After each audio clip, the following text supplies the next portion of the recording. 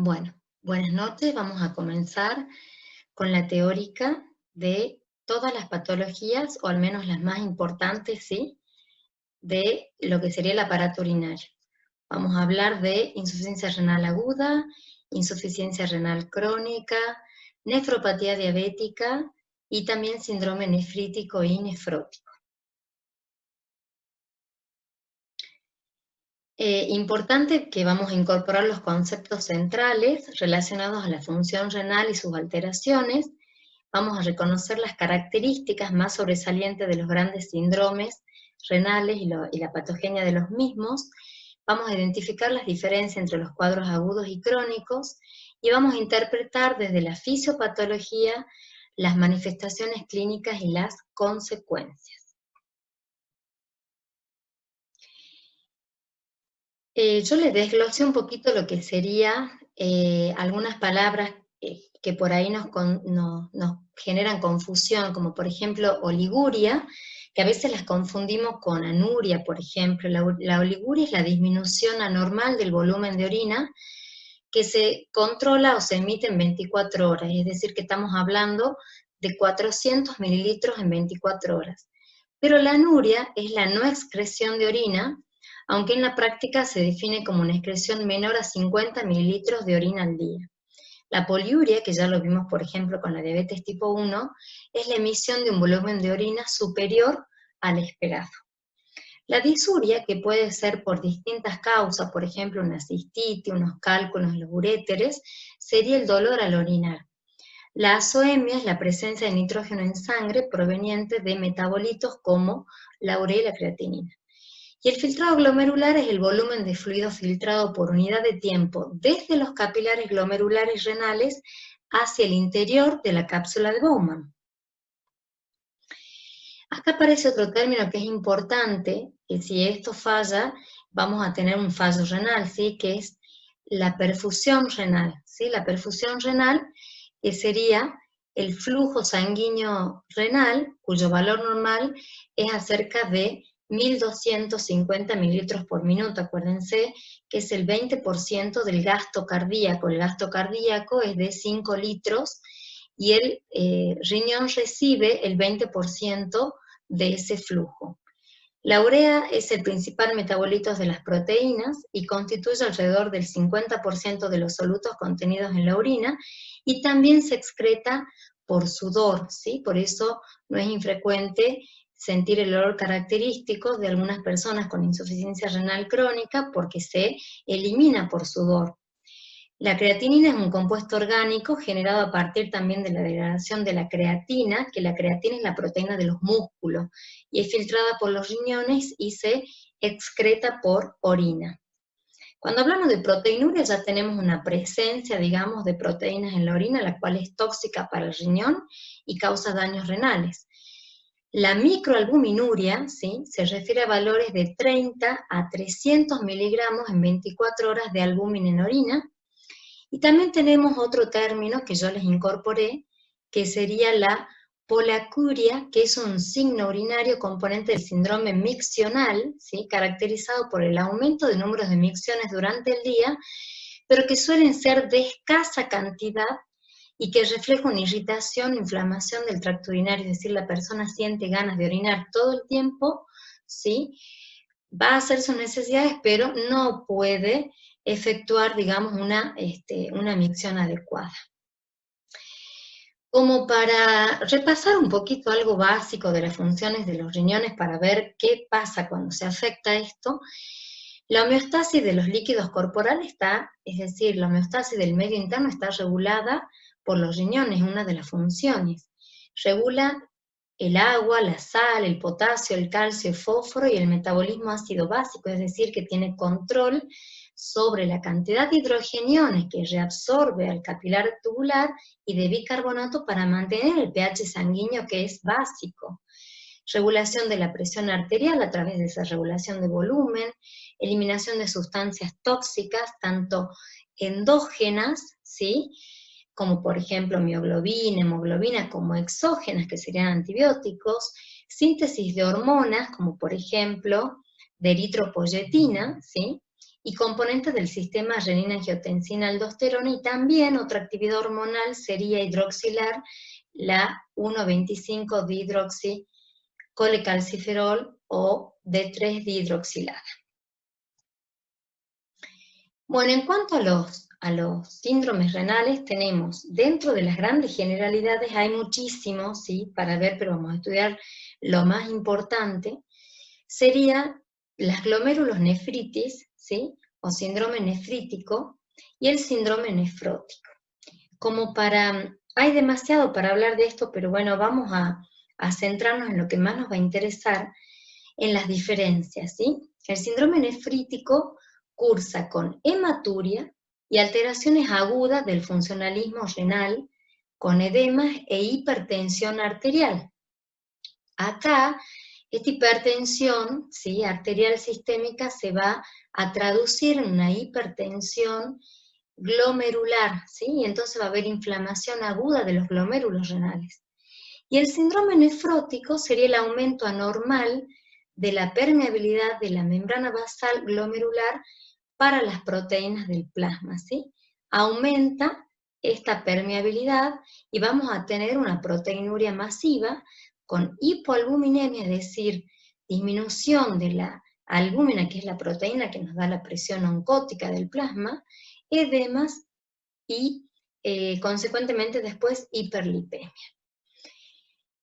Luego tenemos la insuficiencia renal aguda, que es un deterioro agudo o rápido del filtrado glomerular, en donde puede haber oligoanuria o puede cursar con diuresis conservada.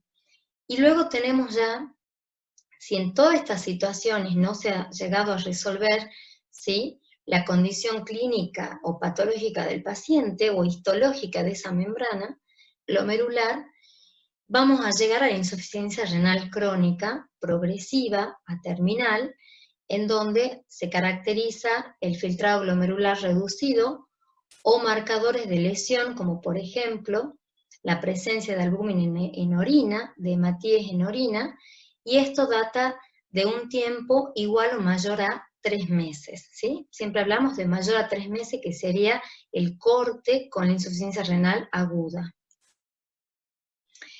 Bueno, hay algunas cosas que vamos a tener que definir en cuanto, por ejemplo, a los dos síndromes que hablamos recién, ¿sí? Y vamos a comenzar con el síndrome nefrótico. El síndrome nefrótico es la consecuencia clínica del aumento de la permeabilidad glomerular, que es lo que acabamos de decir.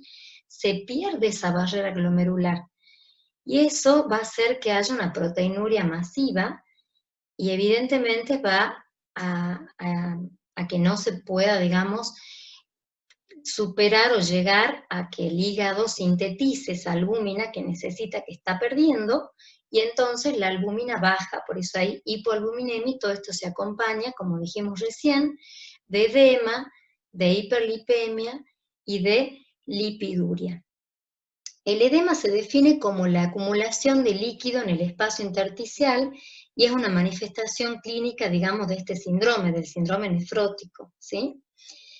Lo que vamos a tener acá es esta disminución, digamos, de la presión oncótica plasmática, que ocasionaría, digamos, un imbalance o un desbalance en las fuerzas de Starling, produciendo la traslocación de fluido del espacio intravascular hacia el espacio intersticial, causando así una disminución en el volumen arterial efectivo y por consiguiente una hipovolemia. Porque a veces hablamos de hipovolemia, pero no sabemos por qué es esa hipovolemia, ¿sí?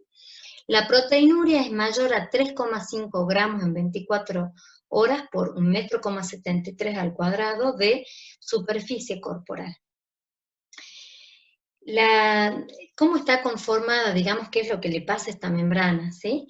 Los poros, entre los pedicelos de los podocitos, no sé si se acuerdan de anatomía, van a evitar el paso de macromoléculas. Esos poros están constituidos por distintas proteínas como la nefrina, la podocina y las proteínas del citoesqueleto. Cuando hay alguna alteración en esto, ¿sí?, va a ocurrir esta proteinuria masiva.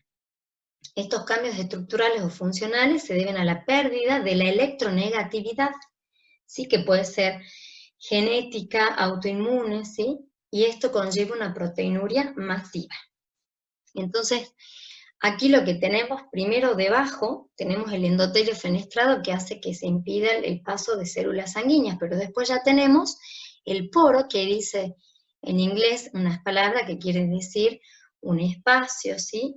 Diafragmático, es decir, que hay un poro, hay un orificio de unos determinados kilodalton, y si eso, digamos, es mayor, evidentemente las proteínas, sobre todo la albúmina, que es de alto peso molecular, que no debería pasar, va a pasar. Entonces la electronegatividad de mi membrana se pierde y hace que se filtre lo que no debería filtrarse, y cada vez que se filtra además me provoca un mayor aumento del tamaño del poro y mayor daño renal, ¿sí? en la membrana basal del glomérulo. Bueno, la hipoproteinemia se debe a que las pérdidas superan a la capacidad de síntesis, es decir, yo voy a encontrar, imagínense, mayor de 3 gramos de proteínas en orina, y la capacidad de síntesis del hígado no va a llegar a eso. Edemas por la hipoproteinemia y por la hipovolemia. Dijimos que va a salir ese líquido del espacio intravascular al intersticio, y ya sabemos que si hay una hipovolemia, ¿quién se activa? El sistema simpático y el sistema renina-angiotensina-aldosterona, con mayor reabsorción tubular de sodio, es decir, aquí va a funcionar, ¿sí?, a gran velocidad el intercambiador sodio-protón del primer segmento tubular, es decir, ¿sí?, de mi segmento proximal, en donde va a reabsorber mayor cantidad de sodio, va a haber más presión elevada para evitar esa hipovolemia, pero con eso se va a agravar el edema. Hiperlipemia por una disminución en el aclaramiento de las lipoproteínas, ¿sí?, por falla renal, menores receptores tisulares de la proteína de baja densidad, y en cuanto que el hígado intenta suplir esa capacidad de síntesis de la albúmina, lo que hace es sintetizar otras proteínas, y en estas están las síntesis de lipoproteínas. Y esto está relacionado también con la hipercoagulabilidad, ¿sí?, con presencia de trombos, porque el hígado va a ver, a sintetizar, por ejemplo, más fibrinógenos, ¿sí?, y va a haber un déficit de antitrombina 3, ¿sí?, y mayor hiperlipemia. Bueno, acá tenemos un cuadrito en donde tenemos que esta albuminuria o hipoalbuminemia, cómo llegamos por los mecanismos al edema, ¿sí? Esta hipovolemia va a haber una disminución, lo que dijimos recién, de la presión coloidosmótica del plasma, trasudación de agua al espacio intersticial. Acuérdense que los coloides atraen agua, y si yo tengo albúmina baja, el agua se va a escapar de mi vaso, ¿sí? Con hipoalbuminemia se activa el sistema renina-angiotensina-aldosterona y mayor retención de agua y sodio y edema.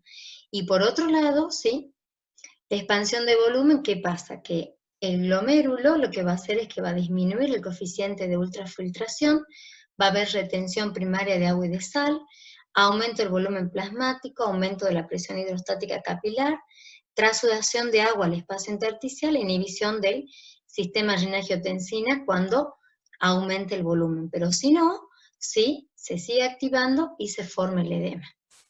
¿Qué pasa en el intersticio renal? ¿Sí? Aumenta la angiotensina 2 intrarrenal, ¿sí?, y disminuye digamos, el efecto contrario, que sería el vasodilatador más potente que tenemos, que es el óxido nítrico, ¿sí? Y después tenemos acciones tubulares renales como activación del canal epitelial de sodio, que es el que yo les decía recién, que se activa el intercambiador sodio-protón, es decir, que se reabsorbe mayor cantidad de sodio, se activa, ¿sí?, la bomba sodio-potasio ATPasa, y este intercambiador, entonces, reabsorbo más sodio, más agua, y tengo mayor edema. Bueno, en cuanto al síndrome nefrótico, entonces, con las anomalias histológicas del riñón no específicas, tenemos lo que se denomina nefropatía con cambios mínimos, donde podemos ver, por ejemplo, esa microalbuminuria de 30 miligramos por decilitro en 24 horas, otras patologías como glomerulosclerosis focal y segmentaria, nefropatía membranosa, mesangio capilar, ¿sí?, o por inmunoglobulina A, que ya serían las autoinmunes. En cuanto al síndrome nefrítico, ¿sí?, bueno, Lo que no les dije del anterior es que este síndrome nefrótico puede llevar a una insuficiencia renal crónica, sí, si no se resuelve, puede llevar a una insuficiencia renal crónica. En el caso del síndrome nefrítico, sí, hemos dicho que acá hay hematuria y alteraciones agudas del funcionalismo renal, más edemas, pero acá tenemos otro componente que sería la hipertensión, ¿sí? Hay una inflamación aguda de los glomérulos renales porque esa hipertensión sistémica llega a la hipertensión capilar glomerular. Y el edema del síndrome nefrótico es básicamente secundario a la retención de sal y de agua, debido a su vez a la disminución de la superficie de filtración glomerular que acompaña a determinadas glomerulonefritis proliferativas agudas, como por ejemplo una glomerulonefritis aguda postinfecciosa. Es decir, en el nefrótico básicamente el edema sería por la hipoalbuminemia, y acá sería por la retención secundaria de sal y de agua, ¿sí? La función principal de la pared capilar glomerular es permitir el paso de enormes cantidades de filtrado plasmático que finalmente acabarán por formar la orina, pero sin que se transfieran hematíes, leucocitos o proteínas. Aquí básicamente yo lo que voy a ver es hematuria, ¿sí? Más que proteínas puedo ver, pero en menos cantidad. De hecho, la hematuria puede ser micro o macroscópica. El paciente dice, yo orino color Coca-Cola, ¿sí? Es decir, que hay una hematuria macroscópica donde hay muchísimos glóbulos rojos hematíes por campo. La hipertensión arterial también es un hallazgo clínico frecuente en las glomerulonefritis, sobre todo cuando cursa con insuficiencia renal. Y hay determinados procesos glomerulares que pueden tener un comienzo explosivo para producir insuficiencia renal aguda como la manifestación más destacada. Entonces yo siempre, por más que en la bibliografía, en los nuevos artículos, dice que también el síndrome nefrítico puede evolucionar a una insuficiencia renal crónica, lo vamos a estudiar nosotros como si fuera que el síndrome nefrítico evoluciona hacia una insuficiencia renal aguda, que es lo que está más demostrado, ¿sí? Y el nefrótico a una crónica. En cuanto a la insuficiencia renal aguda, es un síndrome que se caracteriza por un descenso brusco de la tasa de filtración glomerular, ¿sí? Básicamente cae, digamos, la función renal muy rápidamente, ¿sí? Tiene lugar en riñones con función previa normal o en ciertos riñones con cierto grado de insuficiencia renal crónica estable, es decir, que el paciente puede estar normal o puede tener una reagudización de su insuficiencia renal crónica, ¿sí? Bueno, ¿cómo evidenciamos esto? Hay un incremento, ¿sí?, del balance nitrogenado ureico plasmático, de la creatinina también, y puede acompañarse o no de un descenso de la diuresis. Siempre cuando decimos insuficiencia renal aguda pensamos que el paciente sí o sí está oligoanúrico, y no siempre pasa eso, ¿sí? Puede ser, por ejemplo, por una angina, donde colonizaron unas bacterias que son unos estreptococos, en donde no fue con el antibiótico a tiempo, se dio, por ejemplo, antiinflamatorio solamente, y provocó un cuadro de una pielonefritis, y esto llega a una insuficiencia renal aguda, ¿sí? Eso puede ser, por ejemplo, una causa importante de una ira. La vamos a clasificar en prerrenal, en renal y en postrenal, ¿sí?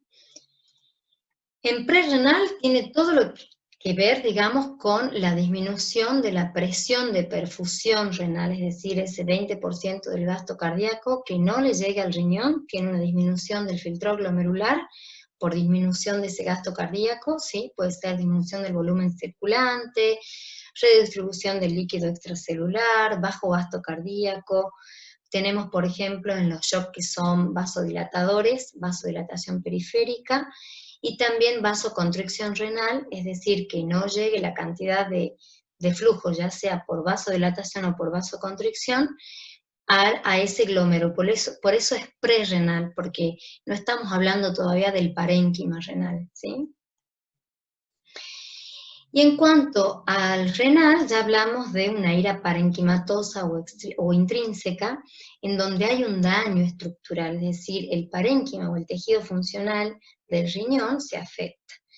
Y esto puede ser enfermedades de los grandes vasos del riñón, enfermedades del glomérulo, y nuestra artista aquí va a ser la necrosis tubular aguda, ya sea tóxica o isquémica, ¿sí? Y enfermedades tubulointersticiales agudas que son menos frecuentes, pero también pueden coexistir. Bueno, la necrosis tubular aguda sería la causa más frecuente de una insuficiencia renal aguda, ¿sí? Puede ser isquémica cuando, por ejemplo, hay una disminución de la presión de perfusión, y puede ser tóxica. Las toxinas provienen ya sea del propio organismo o, como decíamos recién, de los antibióticos o endógenas de la mioglobina, de la hemoglobina y demás. ¿Esto qué ocurre tanto en una como en otra? Hay una vasoconstricción, hay una lesión tubular directa y hay una obstrucción tubular. Esto conlleva depresión del ATP con lesión endotelial vascular y tubular y por lo tanto una disminución de la tasa de filtración glomerular, ¿sí? Acuérdense que para calcular la tasa de filtración glomerular se necesita una fórmula, no solo de la diuresis, sino también de un metabolito que se aclara o se lava continuamente, que es la creatinina. Bueno, las causas, por ejemplo, una isquemia renal sostenida, nefrotoxinas endógenas como la mioglobina, la hemoglobina, ¿sí? El ácido úrico, es decir, esa pérdida de mioglobina y hemoglobina en orina, el ácido úrico que estuvimos viendo en el práctico de esta semana, cómo esos cristales podían dañar, ¿sí?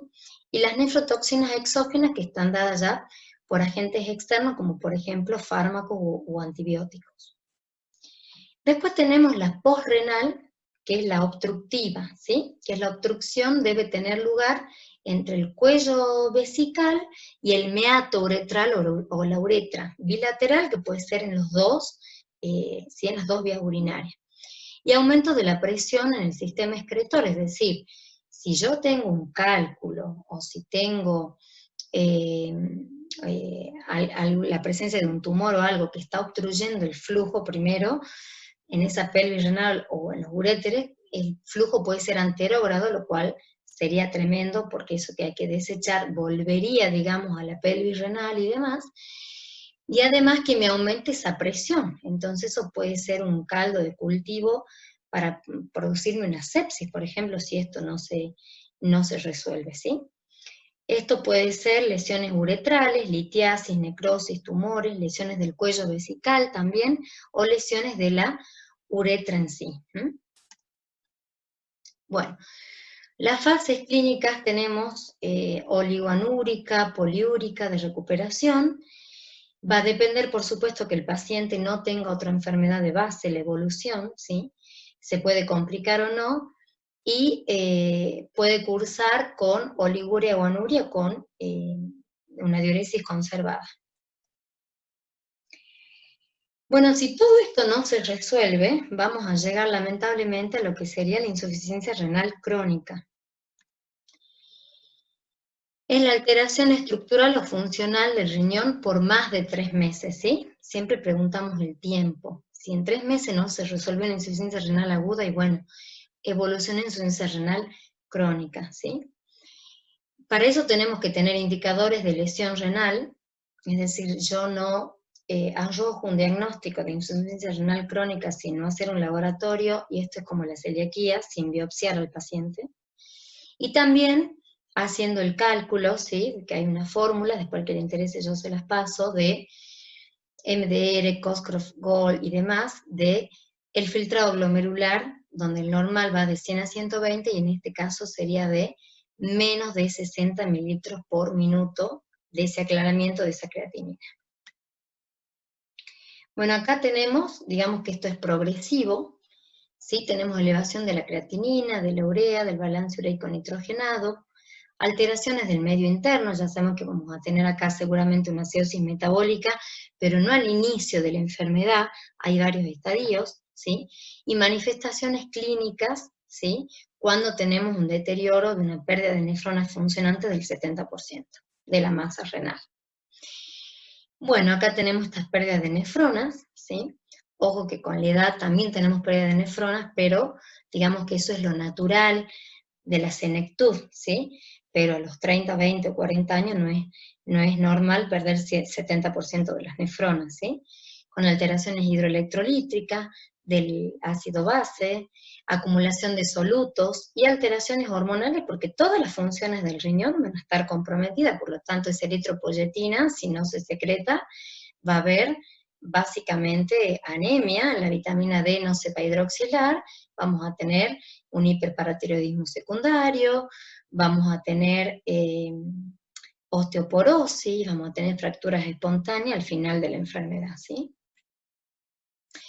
Entonces, acá, como hay pérdida de nefronas funcionantes, las nefronas que quedan funcionando empiezan a compensar la función y a hiperfiltrar, ¿sí? Hiperfiltran. Entonces se hace como un mecanismo compensador, pero que termina en un ciclo vicioso, porque esto produce un aumento de la presión hidrostática capilar, ¿sí? No sé si se acuerdan, ¿sí?, de la fórmula, pero bueno, hay un aumento de la presión presión hidrostática capilar, con un aumento de la presión o hipertensión glomerular, con daño glomerular y liberación y producción de citoquinas proinflamatorias. Estas citoquinas proinflamatorias producen tejido fibroso, ¿sí?, fibrogénesis y proliferación. Produce entonces, para compensar, hipertrofia glomerular, glomeruloesclerosis, insuficiencia renal crónica, y continúa el círculo, porque esas nefronas hiperfiltran, ya que hay un 70% que no lo está haciendo, entonces necesitan cumplir la función de depuración para poder eliminar por orina todo lo tóxico que tiene el organismo. Bueno, tenemos causas de daños adicionales como la proteinuria, el tabaquismo, la hipertensión, la hiperlipemia, ¿sí?, y otras patologías. Dentro de las alteraciones hidroelectrolíticas y ácido base tenemos acumulación de solutos orgánicos como la urea, endocrinológicas como por ejemplo lo que ya dije, hiperparatiroidismo secundario, déficit de eritropoyetina. Yo aquí voy a tener el fósforo súper elevado, el calcio bajo, ¿sí?, con lo cual voy a tener dolores articulares, óseos, mucho dolor sacrolumbar. Y en cuanto al metabolismo, digamos, al equilibrio ácido-base, vamos a tener sobrecarga de volumen por mayor reabsorción de sodio, de agua, hipercalemia, es decir, no voy a poder eliminar el potasio que necesito, y vamos a tener acidosis metabólica porque vamos a reabsorber mayor cantidad de hidrogeniones porque no se van a eliminar por orina. Ácido úrico y magnesio también vamos a tener elevado, y vamos a tener hipocalcemia, ¿sí?, e hiperfosfatemia, lo cual se produce un desbalance en la paratormona, porque acuérdense que tenemos receptores nosotros de esta hormona en el túbulo contorneado distal. En cuanto a las manifestaciones clínicas ya tardías de años de evolución, vamos a tener la piel terrosa, desaparición de la lúnula, prurito, escarcha urémica, es decir, al paciente se le hacen pliegues en donde yo puedo ver cómo el amoníaco se presenta en la piel, ¿sí? Es decir, voy a ver marcas así como blancas, ¿sí? Y el paciente continuamente tiene picazón, ¿sí? Y que con cremas, con medicación y demás, no se va, porque acuérdense que se elimina, digamos, por el sudor también, ¿sí?, la urea. Cardiovasculares, hipertensión arterial, insuficiencia cardíaca congestiva, ¿sí? Podemos tener, bueno, hipertrofia del ventrículo izquierdo, derrame pericárdico, arritmia a nivel pulmonar. Ese exceso de líquido va al tercer espacio, ya sea al corazón o me produce un edema pulmonar, y también infecciones, ¿sí? Y en cuanto a las digestivas, la urea elevada produce anorexia, náuseas, vómito, aliento urémico, hemorragia digestiva alta, es decir, el paciente realmente no puede comer nada porque todo tiene una gastritis ureica, que todo le cae mal, ¿sí? Y después también tenemos anemia, infecciones, disfunción plaquetaria. Bueno, y esto ustedes ya vieron, ¿sí? Esta es una complicación microangiopática de la diabetes, es la nefropatía diabética, que está entre las primeras causas de insuficiencia renal crónica, sobre todo la tipo 1, ¿sí? y que evolucionan en su mayoría en insuficiencia renal crónica terminal. Es una afección progresiva donde las alteraciones metabólicas van a generar todas las alteraciones estructurales y funcionales a nivel del glomérulo y la membrana basal. La lesión es la de la típica microangiopatía, y lo que se va a producir acá es un engrosamiento de la membrana basal glomerular que va a afectar la permeabilidad, con lo cual, digamos que la nefropatía diabética tiene el rango nefrótico de proteinuria, estamos hablando de 3,5 gramos, ¿sí? Por día. Tenemos diferentes estadios, una nefropatía incipiente, con microalbuminuria, es decir, de 30 a 300 miligramos de albúmina en 24 horas, e hiperfiltración, nefropatía clínica temprana, donde tenemos macroproteinuria e hipertensión arterial, nefropatía clínica avanzada, caída del filtrado glomerular por debajo de 50 mililitros, acuérdense que lo normal es de 100 a 120, hablamos ya de insuficiencia cuando es menor de 60, insuficiencia renal avanzada, síndrome urémico y filtrado glomerular menor a 30 mililitros por minuto, ¿sí? Bueno, lo fundamental de todo esto es entender la fisiología renal, recordar las relaciones anatómicas, conocer cada entidad como parte de una lesión característica de cada uno y no de los ejemplos, y la ira es frecuente y puede ser irreversible, ¿sí? Sus causas pueden agruparse de acuerdo a la fisiopatología, y bueno, tenemos pocas manifestaciones clínicas propias, fundamentalmente la impronta de la enfermedad que la está causando, ¿sí? Porque suele ser a consecuencia de algo. La insuficiencia renal crónica es asintomática hasta estadios avanzados, eso es lo tremendo, por eso siempre es recomendable hacerse un análisis de control al año, por lo menos, o cada 6 meses en personas ya de mayor edad. Y el riñón tiene una gran capacidad para compensar, pero esa capacidad genera un círculo vicioso que hablábamos de las nefronas funcionantes que hiperfiltraban, ¿sí? Y es clave recordar cada función del riñón para poder entender cómo se expresa la enfermedad, y las manifestaciones clínicas comunes son predominantes y se correlacionan con cada disfunción, ¿sí?